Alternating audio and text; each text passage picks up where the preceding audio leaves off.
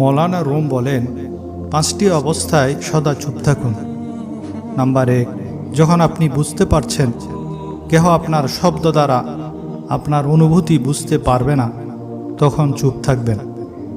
Number 2, যখন আপনি কি বলতে হবে তা জানেন না, যেটা বলবেন সেটার ব্যাপারে আপনার সন্দেহ হয়, তখনও চুপ থাকুন।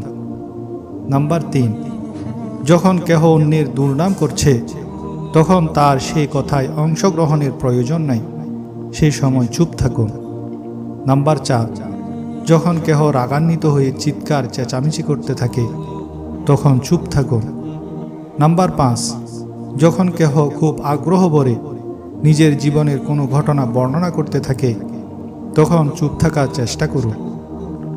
তুমি এই ব্রহ্মাণ্ডে গুপ্তধনের খোঁজ করছ, কিন্তু প্রকৃত গুপ্তধন তো তুমি নিজেই।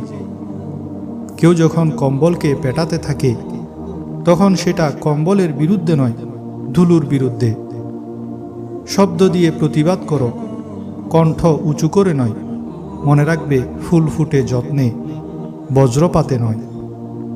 মোমবাতি হওয়া সহজ কাজ নয়। আলো দেওয়ার জন্য প্রথমে নিজেকেই পুড়তে হয়। সব কিছু জেনে ফেলাই জ্ঞান নয়। জ্ঞান হলো কি কি এড়িয়ে যেতে হবে বা বর্জন করতে হবে তা জানার নাম।